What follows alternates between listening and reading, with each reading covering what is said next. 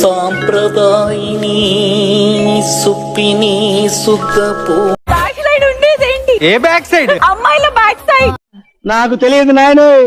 నేను బెల్లం అనే మాట అంటేనే భూతార్థం తీస్తారు తండ్రి. ఇద్దరు పెట్టుకుంటారు ఏంటది?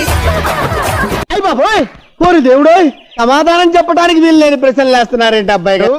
హే భగవాన్, నాకు ఇలాంటి పరీక్ష పెట్టాడు తండ్రి. లాక్డౌన్ కి ముందా లాక్డౌన్ తర్వాత? లాక్డౌన్ కి ముందే. లాక్డౌన్ లో ఇంకా అంత అయిపోయింది. అమ్మ నువ్వు మామూలు ఆడదానివి కాదే. రమేష్ లో నుంచి తాగుబోతు రమేష్ నే బయట తీసినవే. నీతో మాట్లాడాలంటే మామూలుగా మాట్లాడలే. ఈ అరటికాయలకి తొక్క తీయాలి. ఎలా తీసినా మనకు అవుట్పుట్ రావాలి. ఏంద్ర బాబ్జీ ఇదే? ఏంది టార్చర్ మనకే? నువ్వు వెళ్ళిపో అమ్మా. ఎప్పుడు పెడుతుంటావు ఏంటది? నువ్వు ఉండమమ్మా, నువ్వు చెప్పకు, నువ్వు దయచేసి. అబ్బో, నేను ఎక్స్పెక్ట్ చేసిన దానికంటే ఇది పెద్ద ముదురు. ఎప్పుడు పైన గోకులే కిందే గోకులే. అబ్బా, ఏమి చెప్పినావే?